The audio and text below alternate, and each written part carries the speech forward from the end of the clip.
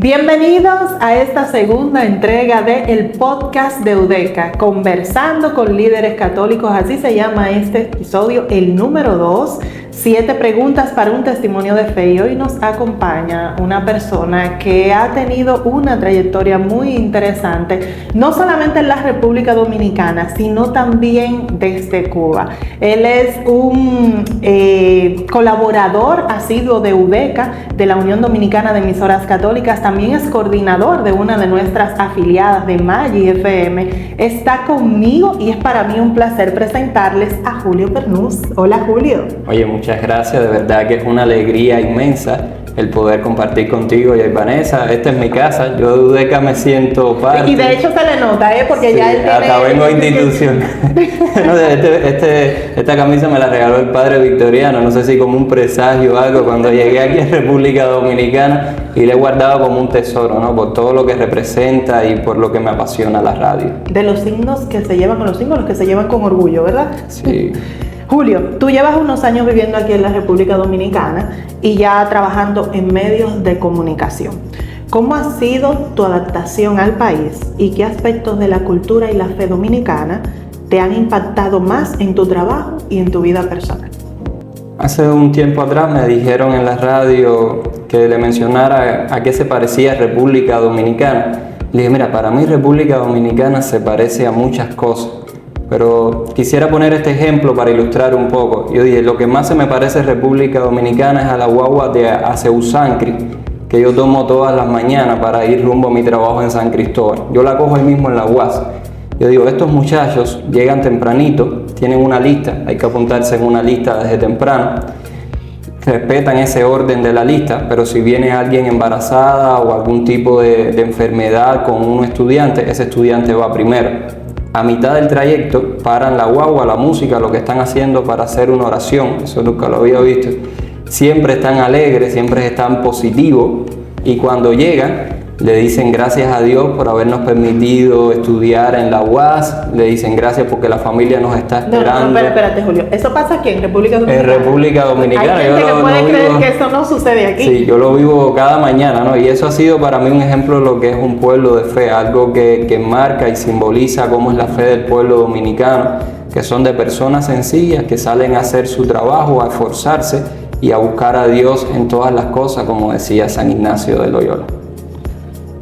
Julio, tú has tenido la oportunidad de trabajar en medios de comunicación católicos tanto en Cuba como en la República Dominicana. ¿Cómo ha influido tu fe en la manera en que abordas tu trabajo, en que has abordado tu trabajo en ambos contextos?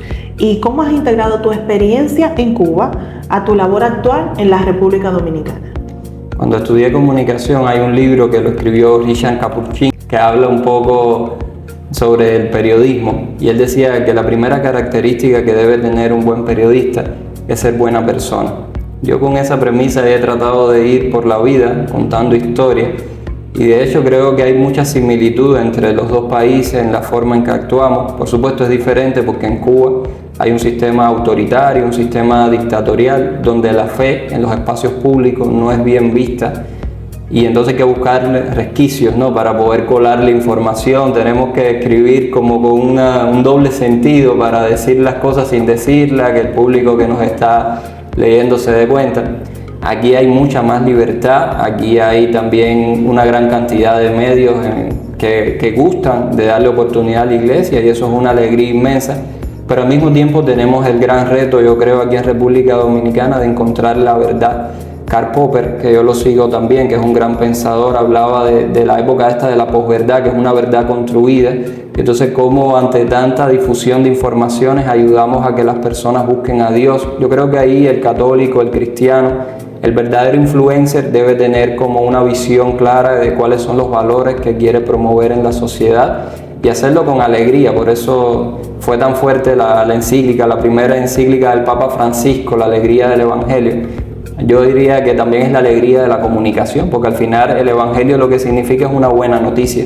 Si somos capaces de configurar esas cosas, tanto en Cuba teníamos ese reto, en un país donde pasábamos mucha dificultad para comer, para poder vestirnos, para poder salir a trabajar, por ejemplo, porque el transporte no existía, con apagones de 10 y 12 horas. Siempre en el medio de comunicación nos preguntábamos cómo podemos transmitir esperanza. Antes de escribir la primera palabra, estábamos en un medio, Vida Cristiana, que era fundamental porque era el único medio impreso que tenía la iglesia en el país. Imprimíamos 50.000 boletines, era como, entre comillas, el periódico de la iglesia. Y cómo eso tú podías decirle, después de haber llegado lleno de picadas de mosquitos, después de haber cogido lucha con un transporte, de sentarte a escribir o a poner algo en las redes sociales que transmitiera esperanza, era como nuestro gran reto, y lo hacíamos a partir de sentirnos también en el lugar del otro. Quizás en esa misa, que era donde nos iban a leer, o en esa red social como Facebook, Instagram o TikTok, donde la persona nos iba a encontrar, éramos lo único que iba a tener de alegría, y eso era una responsabilidad. Yo creo que era una responsabilidad en Cuba y aquí en República Dominicana también para todos los comunicadores. Julio, entonces, como redactor de Vida Cristiana en Cuba, ¿verdad? ¿Qué es Vida Cristiana? Vida Cristiana es un boletín impreso que surgió en 1962 como una forma de resiliencia de la Iglesia Católica cubana. Sabemos que estábamos en la época del triunfo de la Revolución. En esos años hubo un gran diferendo entre la Iglesia y el Estado. ¿Por qué? Porque la oposición, la disidencia, vio en la Iglesia como el partido político, una especie de partido político que lo podía representar, donde podían agruparse. Hay un discurso importante de Fidel a los intelectuales, le dice: con la revolución todo, fuera de la revolución nada. La Iglesia, en esos marcos que estaban ahí definidos, quedó fuera de la revolución y sirvió de apoyo para todos aquellos que no encontraban un espacio también. Acuérdense de que la revolución, producto a la Guerra Fría, se enmarca dentro del grupo del bloque oriental representado por la Unión Soviética. Tenía el ateísmo como fundamento y obligó a Cuba a adoptar incluso después, en los años 70, esa constitución. Entonces la Iglesia, tratando de no morir, había personas, François Autard, que es un teólogo famoso que vino para América Latina, dijo: a la Iglesia cubana le quedan 20 años de vida, porque se había ido la mitad de los curas, de las religiosas. Algunos se fueron por propia voluntad. Hay que recordar que el 75% del clero que había en Cuba era español y tenían miedo que le sucediera igual que en la guerra civil, que los fusilaran o los metieran presos. Y a otros la revolución los expulsó en un buque que se llama Covadonga. Ahí se fue hasta un obispo, Monseñor Eduardo Boza Masvidal. Entonces la Iglesia pierde todos los medios de comunicación, le expropian las propiedades, sobre todo las propiedades educativas, le cancelan las escuelas, tenía una universidad, la Universidad Villanueva también se la quitan, y surge este medio, que por cierto es un cura que estaba aquí en República Dominicana, el padre Donato Cavero, que había ido a Cuba y estaba en una parroquia en Santi Espíritu, y él dice: vamos a crear una hojita dominical porque esto el gobierno no lo va a perseguir. Y en principio lo que él ponía era básicamente lo que las lecturas del domingo, con alguna información. Se estaba dando el Concilio Vaticano II, y entonces esta hoja impresa empezó a repartirse entre los fieles.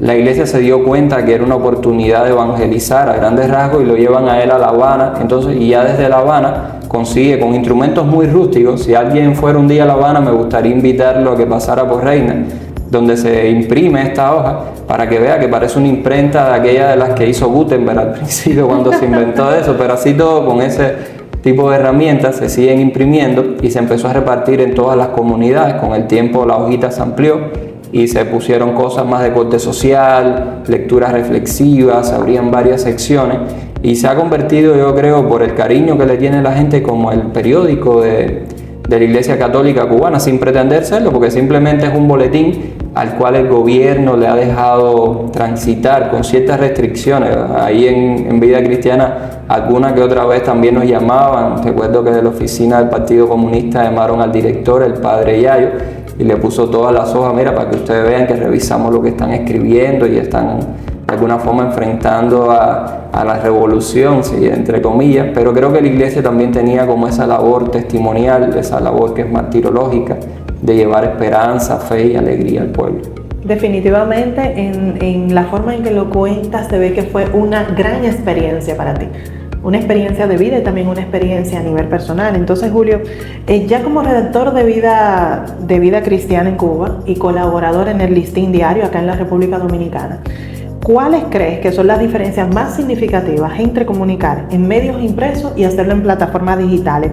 ¿Cómo mantienes la relevancia del mensaje católico en ambos formatos? ¿Cómo se mantiene?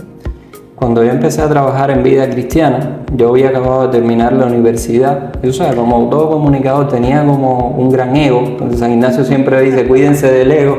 Y yo pensaba que me lo sabía todo, que escribía bien. Y le llevo unos artículos al padre Yayo, que por cierto perteneció a la Unión Dominicana. Aquí, fue presidente de UDECA. Y fue presidente de UDECA, que era el director. Y cuando él revisa los artículos me dice, Julio, esto no es así. Tú tienes que leer, te falta leer muchísimo. Y le agradezco toda la vida, ¿no?, esa enseñanza. Y creo que entre el medio impreso y el medio digital va todo en la creatividad que tenga la persona, en cómo poder de alguna forma con esa información sacarle mayor provecho. Me gusta mucho que hay una comunicadora aquí en República Dominicana que tiene puesto en su Instagram, si evangeliza yo lo comparto. Yo creo que las cosas buenas, las buenas noticias esas hay que buscar la forma de hacerlas fluir. No sé si va a ser en TikTok, si va a ser en Vida Cristiana, que teníamos 500 palabras y no nos podíamos ir de ahí, pero entonces buscábamos un resquicio y ahí le poníamos un loguito, buscábamos una imagen. Con la creatividad de la persona, yo siento que el Evangelio tiene esa magia, ¿no?, que va llegando. San Ignacio hablaba del magis, que las personas a veces lo confunden, y el magis es saber buscar la mayor voluntad de Dios en la cotidianidad, en cómo yo lo encuentro. Y cuando le doy clase a mis alumnos en la universidad, ellos me dicen, profe, ¿y dónde está Dios en TikTok? Y yo les digo, mira, ya Dios está en la acción que tú haces para favorecer que esa red social muestre contenido de calidad. Yo lo veía en la Vida Cristiana cuando los presos se la pasaban por debajo de las prisiones, de una celda a otra, para poder leer el Evangelio, y en cómo seamos capaces de ser creativos. Yo creo que el mundo digital es un mundo que le ha abierto mucho más espacio. Cuando llegué a Vida Cristiana, por ejemplo, el cura que estaba, el padre Yayo, es de otra generación, y no teníamos tan desarrollado el tema de las redes sociales. Y yo, que siempre he sido un poco indisciplinado, yo debo admitirlo, cogí y empecé a abrirle las redes sociales sin contar mucho con él, porque yo lo conozco, y si espero por toda la burocracia que él le tenía que pedir permiso hasta el superior de la compañía, entonces yo cogí, le abrí un perfil en Facebook, Vida Cristiana, y yo iba publicando las cosas. Y ya cuando ya teníamos un tiempo, se lo enseñé y le dije, mira padre, lo mismo que estamos haciendo en el boletín impreso, lo podemos adoptar y darle este contenido. Y al principio me regañó, pero Julio, pero ¿cómo tú haces esto? Tú tienes que contar conmigo. Pero luego, con el tiempo, me apoyó, porque él siempre ha sido una gente de apoyar, ¿no?, de darle ánimo a la juventud. Yo creo que también eso es importante, que la gente te apoye cuando tú tienes un sueño, para que puedas salir adelante. Y hoy día Vida Cristiana es el medio de la Iglesia Católica Cubana con mayor cantidad de seguidores. En Facebook, por ejemplo, tiene 12,000 seguidores, que uno dirá, bueno, es poco, pero para Cuba es mucho en comparación con los otros medios. Sí. Además tenemos canales en WhatsApp, habríamos abierto 4 grupos de WhatsApp, las personas comparten mucho los artículos, Telegram, cada vez se va abriendo más. Ahora están haciendo un Vida Cristiana podcast. Y a mí me da mucha ilusión, ¿no?, sentir que ese apoyo que nos dio Yayo, de decir, no, ahora pueden soñar. Trajimos otro joven también que nos apoyó con nuevas cosas en las redes sociales, porque yo también ya tengo 35 años, a veces me siento un poco viejo para ese mundo, y la juventud está más innovando, está más arriba de eso. Y así fuimos poco a poco construyendo, y creo que esa es la diferencia entre un medio impreso y quizás un medio digital. Va en la persona, en el ánimo, el cariño que tú le pongas al proyecto para que eso pueda salir adelante. Y lo fundamental es que no pierda la esencia, los valores, la misión, la filosofía que eso tuvo cuando se fundó. Yo recuerdo que en Vida Cristiana teníamos la duda porque le decían la hojita, y hay quien decía, pero eso puede ser diminutivo. Y sin embargo la hojita esa tenía fuerza, porque era una sencillez que al público le gustaba que mantuviéramos esa esencia. No, definitivamente, Julio, el tema de la parte digital le ha aportado mucho a nuestra iglesia a nivel general, a nivel mundial. Y tú dices de los pocos seguidores, 12,000 seguidores, déjame contarte que en el ambiente de nosotros de fe católica, no es un número malo, es un número bueno. Hay algunas cuentas X que pudiéramos sacar, vamos a decir con pinza, que son aquellas que tienen esa gran cantidad de seguidores, pero generalmente los medios de comunicación católicos, ese es el promedio. Yo no sé qué es lo que pasa con los católicos del mundo, no sé si es que son tímidos la mayoría, que no quieren seguir o qué, pero no sé a qué se debe, que las instituciones de iglesia no tienen esa gran cantidad significativa como podemos ver a nivel secular de seguidores. Julio, tú mencionaste la emisora en este comentario anterior que hacía, hablaba sobre la emisora. Entonces, actualmente eres coordinador de Magis FM, una emisora justamente perteneciente a la red de UDECA. Y también reportero, señores, escuchen todo esto, reportero en religión digital.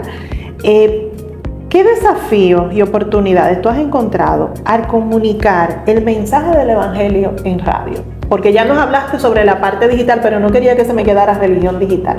Sí, fíjate que en religión digital fue producto, yo creo que cuando tú estás haciendo las cosas con pasión, con vocación, ese mundo te lleva a otros mundos, a otro conocimiento. Cuando estás poniendo tus dones al servicio. Al servicio de Dios, ¿no? Él te va como conectando, porque yo en mi trabajo en Vida Cristiana siempre he estado como muy disponible. De hecho, aquí desde que llegué a República Dominicana me he tratado de incorporar a cuantos espacios me han dado la posibilidad, porque creo que es una forma de evangelizar y compartir, ¿no? Si evangelizo yo lo comparto, compartir los dones que uno tiene. Y ahora en la radio es una anécdota curiosa, porque el padre Victoriano, cuando me invitó a venir, me trajo como periodista, y siempre le voy a estar muy agradecido al equipo de Radio Magis que ellos me cogieron como coordinador, porque yo tenía otra función yo venía a escribir noticias, a escribir artículos, que era el fuerte mío, y le agradezco a Riquén Lara, que siempre tuvo como esa visión. Me dijo: Julio, tú te vas a ubicar más en la radio, porque el Loyola es muy grande y yo estoy gerenciando, ¿no?, toda la comunicación a gran escala, y necesito a alguien que apoye la emisora, pero es que yo en Cuba nunca tuve la posibilidad de hacer radio,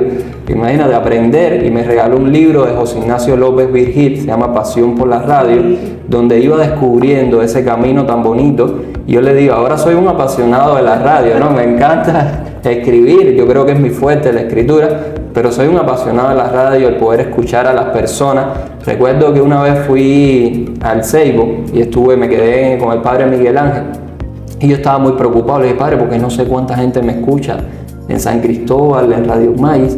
Y él me dice: Julio, mira, te voy a dar un secreto que me ha servido a mí para la vida. En la radio no es tan importante saber cuánta gente te escucha, sino cómo tú escuchas a la gente. Y eso me ha ayudado un poco a comprender, ¿no?, el camino que debo llevar. No es tanto hablar, sino sentarme un poco a ver qué es lo que está pasando alrededor mío, qué es lo que pasa en el mercado ahí en San Cristóbal, en los lugares donde están los pobres. Y Religión Digital me dio esa oportunidad también de comunicar, porque es uno de los medios que más seguidores tiene a nivel mundial en cuanto a prensa escrita, y veían que yo tenía un talento. Desde Cuba no tenían a alguien que pudiera escribir, y me dijeron: Julio, ¿tú crees que puedas, mandando los mismos artículos que yo estaba haciendo para Vida Cristiana, mandárselos a ellos? Se los mandaba, me lo publicaban, yo con mucho entusiasmo empecé a escribirle artículos para ellos. Y aquí he tratado de incorporarme, me falta mucho, porque hay realidades aquí de la iglesia que son muy distintas a la iglesia en Cuba, que es una iglesia en supervivencia, que tiene los mínimos recursos para desarrollar su labor, que entendía los códigos. Aquí hay muchos códigos que todavía me dejan medio descolocado por el poco tiempo que llevo en el país, aunque ya digo que ya me siento san cristobalense y después dominicano, y me siento muy agradecido, ¿no?, por el cariño y el esfuerzo que le pone este pueblo y la oportunidad que me dieron ahí en Radio Magis.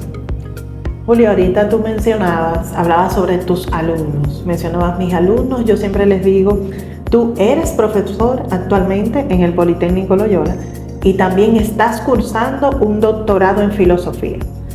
¿Cómo tú conectas la vocación como educador con tu fe católica, y de qué manera influyen tus estudios en la filosofía y en tu labor pedagógica y comunicacional? Cuando estudié la carrera, tuve la suerte de tener a un tutor que era el profesor Enrique López Oliva, y él me dijo: Julio, si tú quieres escribir y dedicarte a escribir sobre el mundo religioso, el mundo católico, tienes que saber la historia. Yo había estudiado comunicación y le dije: oye, profe, pero el tema es que toda la comunicación e historia. Entonces me metí con él a hacer una maestría en historia contemporánea, ahí mismo en la Universidad de La Habana. Y luego que aprendí la historia, sobre todo la historia de la iglesia en Cuba, la historia de la iglesia latinoamericana, las conferencias episcopales de Medellín, Puebla, el Vaticano II, cómo eso llega a Cuba en el ENEC, yo dije: pero tengo que saber, además de la historia, el pensamiento, porque el pensamiento de la iglesia es un pensamiento verdaderamente extraordinario. Entonces me aventuré a cursar un doctorado en filosofía, que por las características de mi país tenía una peculiaridad, y era que era dentro de una filosofía marxista, que era lo que más se estudia allá, pero el marxismo también lo utilicé como una herramienta para buscar a Dios. Dentro de todos los campos del saber, yo creo que Dios tiene la oportunidad de mostrarse, el cómo saberlo, igual que hicieron los teólogos de la liberación en su momento, que decían, bueno, esto no es lo que nos define, es una herramienta sociológica y por ahí podemos hacer un diagnóstico de la sociedad para escribir. Entonces la filosofía lo ubiqué por ahí. Cuando llegué aquí a República Dominicana siempre traje la ilusión de poder dar clase en una universidad. En Cuba no lo había podido hacer. No sé si es que como ya estaba tan metido en los medios de comunicación, no me había aventurado tanto a explorar en universidad y tenía miedo también que como trabajaba para la iglesia me fueran a vetar, me fueran a censurar si yo trabajaba también para el Estado, porque en Cuba todas las universidades que había en ese momento eran estatales. Ahora hace poco, después que vine, sé que oficializaron una universidad católica que está como subterránea, ¿no? Existe pero no existe porque el gobierno no la reconoce, sin embargo toda la comunidad universitaria a nivel internacional sí la reconoce. Y aquí me dieron eso, me dijeron, mira, aquí en el Loyola, en el Instituto de Estudios Superiores Loyola, el IESEL, hay la oportunidad que es clases de redacción. Y eso me encantó, porque es lo que me he dedicado toda la vida, enseñar a redactar, a pensar. Siempre le digo a mis estudiantes que Vargas Llosa, que es un premio Nobel de literatura, le preguntaron, ¿qué es lo primero que tiene que tener un buen escritor? Vargas Llosa dijo, lo primero que hay que saber es leer, tiene que gustarte la lectura. Y eso es lo que más yo creo que he tratado de difundir a los muchachos, que lean, que se preparen para la vida. Y lo que tú aprendes en la universidad, en este cuatrimestre, posiblemente cuando llegues al último se te olvide, pero las relaciones humanas, estos vínculos, esto que estamos haciendo tú y yo de acercarnos con Emmanuel, con Vigilio, tener en cuenta, por eso me gusta tanto aprenderme los nombres de la gente. A mí me cuesta porque soy hasta medio olvidadizo, mi esposa lo sabe porque ella me apunta cosas de fechas importantes, lo tengo en el closet. Pero cuando entraba a la escuela le dije, oye, yo quiero aprenderme el nombre del portero, de la persona que limpia el lugar donde nosotros estamos. Y trato de llamarla porque creo que es una forma de importantizarla. La universidad también, más que para importantizarme yo, lo he hecho para importantizar a mis estudiantes. Les pido que den una clase porque yo soy al final un migrante también. Y mira, me dieron esta oportunidad de darles clase a ustedes, pero qué bonito que el día de mañana sean los dominicanos que estén aquí también dándome clase a mí y yo pueda, unos de otros, ¿no?, saber lo que estamos haciendo, porque Juan Bosch, en unos libros que me leí que me encantaron, que se llama Cuentos antes del exilio y después los cuentos después del exilio, hablaba de toda la gran riqueza que tiene este país culturalmente y que a veces no se conoce tanto en el mundo.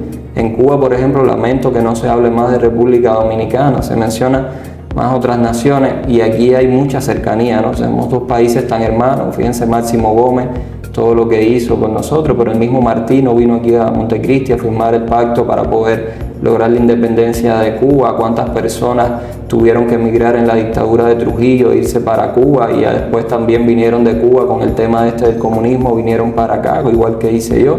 Entonces creo que hay una simbiosis, ¿no?, entre los dos lugares y la educación me ha permitido eso, me ha permitido más que yo enseñar, aprender de los muchachos y transmitir un poco de lo que he ido adquiriendo con la lectura durante mi vida. Julio, tú hablabas ahorita, mencionabas a la compañía, cuando hablabas de la ocasión en la que le estabas presentando al padre Yayo y demás. Nos estamos refiriendo a la Compañía de Jesús, que no lo hemos mencionado. Entonces, desde el año 2019, tú coordinas el capítulo cubano o coordinabas el capítulo cubano de la Comisión para el Estudio de la Historia de la Iglesia en América Latina. ¿Cómo crees que este trabajo en la preservación de la historia de la Iglesia ha influido en tu visión de la evangelización y el papel de la Iglesia en la actualidad? Eso me preocupaba mucho, sobre todo yo lo aprendí con este tutor mío, el profesor Enrique López Oliva, pero también en vida cristiana con el padre Yayo y los jesuitas. ¿Qué pasa? Yo vengo de un esquema de iglesia, quizás por el tema de la supervivencia que había en Cuba, que era muy clerical. Entonces los curas, las religiosas tenían una preparación, pero siempre como que el laico estaba un poco afuera, voy a decirlo así, no te incluían tanto en los procesos. Y yo dije, tengo que prepararme bien para cuando me llegue la oportunidad poder aportar más a la iglesia. No es para yo destacarme más que un cura, cosa que no pretendo, ni un obispo, pero ciertamente yo creo que hay muchos laicos que tienen una preparación muy buena y que a veces no encuentran un espacio porque todos se lo tienen que dar a la vida consagrada, y eso me hizo acercarme con mayor fuerza a lo que era la historia de la iglesia en América Latina. Me reuní con unos cuantos investigadores y desde ahí tratamos de reconstruir una historia de la iglesia que en principio le llamamos desde los pobres, pero después vimos que era más amplio, entonces tratamos de hacer una historia de la iglesia desde el laicado, porque son figuras que no son tan... ¿Cuánta gente conoce laicos destacados, que se han escrito muchos libros aquí en República Dominicana y en Cuba, son mínimos. Casi siempre los libros se lo hacen al cardenal, al obispo, al sacerdote, y la historia de los laicos queda como en un segundo plano, queda como muy bajita. Y teníamos esa intención, ¿no?, de rescatar, porque es una historia riquísima, son los que han mantenido. Hay un obispo en Cuba, Monseñor Adolfo, que dijo: en el peor momento de la iglesia en Cuba, pusimos todas nuestras instituciones en manos de los laicos y ellos la preservaron. Al final eso es la iglesia. Ahora me estoy leyendo un libro de Benedicto XVI que se llama Jesús de Nazaret, y a él le preguntan, en el libro él se hace esa pregunta: ¿qué es la iglesia? Él dice: es la comunidad, ¿no?, reunida en torno al Señor. Pero la comunidad, la mayoría son laicos. Hay un cura y hay como 60 laicos, pero la gente se sabe más la historia del cura que los otros 59 que están sentados con él ahí cada domingo. Y entonces, tratando de importantizar eso, me acerqué a la historia. En Cuba lo hacíamos también desde una historia de resiliencia, y cuando vine para acá me han dado la oportunidad de seguir coordinando eso. Ahora lo estoy haciendo desde el Caribe, ¿no?, porque uno, Cuba, Dominicana, tengo intención de poder contar estas historias en algunos espacios, y la vida me da esa oportunidad también de seguir produciendo, de seguir. Lo que más me gusta a mí es aprender. Yo se lo digo a la gente. Yo preferiría, ahora últimamente prefiero más estar escuchándote, que tú tienes muchísimo que aportar con todo este tema de lo digital, que uno estar hablando, porque eso que me dijo el padre Miguel Ángel lo he tenido como una consigna desde que llegué a este país, ¿no? No preocuparme tanto yo por hablar, sino por escuchar más a los otros. Ojalá pudiera escuchar más y hablar menos. Julio, tú a lo largo de toda tu carrera, ¿cuál ha sido el mayor reto que tú has enfrentado en la comunicación católica? ¿Y cómo tú lo manejas con el día a día del católico, con la oración y demás? Háblame de eso. Lo primero que yo creo que la comunicación es un accionar en favor de los demás. De hecho, me gusta mucho que hay los ejercicios espirituales, el libro más importante que dejó San Ignacio de Loyola. Y en el capítulo 21 de ese libro, él dice: salvar la propuesta del prójimo, y si no, inquira cómo es que tú llegaste a él. Yo creo que la comunicación, para mí, el gran reto que ha tenido es mostrar a Dios a través de todo tipo de artículos, sentándome a hablar del mercado, sentándome a hablar de una situación que hay en la política, cómo desde ahí yo también puedo transmitir un mensaje cristiano. Por eso te hablaba de la esperanza, ¿no? Ahora el Papa Francisco, con el tema de la jornada medioambiental que estamos viviendo, convirtió esa palabra esperanza en un verbo y le puso esperanzar, ese accionar. Cómo desde la comunicación uno puede esperanzar, porque uno llega con miles de dificultades, pero yo creo que uno muestra lo que es. En la vida uno es así. Yo siempre le digo, tuve la suerte, yo me he equivocado mucho y soy muy indeciso, no soy una persona perfecta, pero he tenido el azar. Vamos a hablar igual que Lezama Lima, que es un gran intelectual cubano, que decía: el azar concurrente me hizo escoger una carrera que yo amo, la comunicación. De verdad, me he entregado mi vida a eso. Hay una persona que confió en mí, que es mi esposa, Ana Margarita, y que me ha dado la oportunidad de vivir, de aprender uno del otro. Mis padres, mi familia, mis abuelos, yo creo que me han ayudado a que yo pueda transmitir por lo menos una sentimentalidad y no sentirme ajeno, ¿no? Siempre le tengo mucho miedo a la ajenidad, a las personas que se separan. Yo recuerdo que una vez tuve la posibilidad de ir a una iglesia, no voy a mencionar la zona, pero de aquí de República Dominicana, porque en Cuba no había tanta diferencia, la verdad, con las clases sociales. Y entonces las personas ricas se sentaban de un lado, los que tenían una posición económica, mientras que los más humildes se sentaban atrás. Yo siempre le he tenido mucho temor a ese tipo de actitud, que la comunicación se convierte en una élite, que lo podemos hacer 2 o 3, por eso yo le he abierto las puertas a todo el que me ha tocado en la emisora y me ha dicho: yo quiero hacer radio. Yo le he dicho: ven, aquí vamos a aprender, yo te voy a dar algunos códigos, pero tú puedes poner de tu parte, porque lo otro sería quedarnos en un gueto, ¿no? Somos los 3 comunicadores que sabemos las cosas de aquí de la iglesia, los que aportamos, y es el gran reto de vencer el personalismo. Me lo digo a mí mismo todos los días, porque yo también soy a veces demasiado autosuficiente, demasiado líder en el trabajo, y trato por las mañanas, rezo una oración de San Francisco de Asís que dice: hazme, Señor, un instrumento de tu paz, que donde haya odio ponga yo amor. Yo le pido: donde haya ego ponga yo humildad. Le cambio algunas cosas, ¿no? Donde haya tristeza puede llevar alegría, donde haya deseos de protagonismo puede llevar deseos de aprender, deseos de ponerme al servicio del otro, que es la gran enseñanza. Que yo creo que si la gente me dijera ¿cuál es el libro que más te ha servido a ti para la comunicación? Yo le dijera una encíclica del Papa Francisco, se llama Fratelli Tutti, donde él muestra en la parábola del buen samaritano cómo es que una verdadera comunicación te hace sentirte parte de la vida de alguien que esté herido, ¿no? Benedicto XVI decía en este libro, Jesús de Nazaret, que el samaritano lo que hace es que se deja afectar. Y yo me gusta eso, ¿no? Dejarme afectar por el otro. La gente me dice, a veces mi esposa me dice, tienes que tener cuidado porque cuando tú te dejas afectar, a veces te comprometes en proyectos, te sientes. Pero yo prefiero, y esto el Papa Francisco lo dice bien claro, prefiero estar herido que no en mi comodidad en el balcón. Él dice, yo prefiero una iglesia herida por salir a la calle, por encontrarse con los problemas de la gente, por acompañar a las familias, a los pobres, a los haitianos que están huyendo, que en una iglesia que está recostada en la comunidad del primer banco, donde ya yo tengo ahí todo mi grupo, mi gente, y eso me ha marcado mucho la vida, ¿no? El poder lograr ese tipo de comunicación, que ya te digo, el gran reto es vencer el ego. Hace poco tenía un debate con una antropóloga peruana y ella me decía, en ese grupo que estamos de investigadores, ella me decía, oye, ¿por qué tú firmas todos los artículos que estás haciendo por el CEILA? Y yo digo, bueno, porque los hago yo, ¿no? Porque si los hago yo, me tomo el trabajo, otra gente no se pasa 2 horas para pensar un artículo. Pero luego, ahora en esto, le dije a mi esposa, digo, pero es verdad también, y ¿por qué tengo que firmarlo todo? ¿Ya? Y cogí, en este último se los compartí a ellos y lo puse como junta directiva de la CEILA, y veo que los demás me dijeron que sí, que estaba. Porque a veces eso es lo más difícil, aceptar, mira, me equivoco, cometo errores, soy un comunicador. Pasa mucho. Sí. Y yo entiendo que hace falta también, a propósito de esta experiencia que tú estás contando, hace falta mucho aplicar la corrección fraterna. Es eso también, sí. Hace falta mucho, yo creo que. Para que la gente pierda el miedo, porque es que a veces, y sobre todo creo que los laicos, ¿no? Vivimos con el temor del señalamiento de una iglesia que a veces es muy jerárquica. Entonces, ¿quién me va a mirar? Recuerdo, siempre hago esta anécdota. Cuando llegué aquí a República Dominicana, me dijeron, Julio, esto no es Cuba, tú puedes escribir de lo que te dé la gana, aquí nadie te va a censurar. Hice un artículo diciendo mi opinión sobre las camionas esas que se llevan a los haitianos en las calles. La misma gente que me dijo que podía escribir, que me llamó para atrás, escribe de otra cosa, mejor de la iglesia vamos a escribir, vamos a hablar de otra cosa, porque eso no es un tema.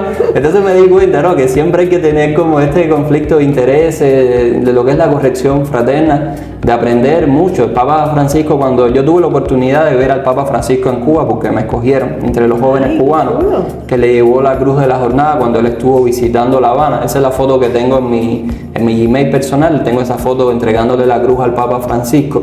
Y él decía que tenemos que tener un ojo de vidrio, siguiendo un cuento de Gabriel García Márquez, para ver las realidades de diferentes formas, no solamente desde lo que yo soy, desde lo que yo me creo.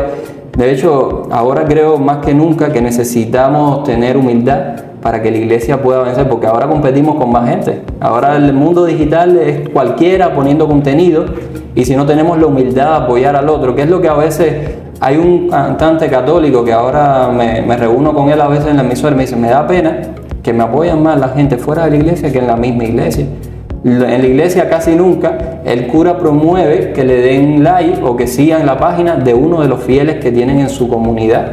Yo le digo, oye, si el cura hiciera eso por algún influencer que tenemos en la iglesia católica, hubiéramos vencido esas barreras de seguidores, porque cuántos curas no hay, en cuántas comunidades.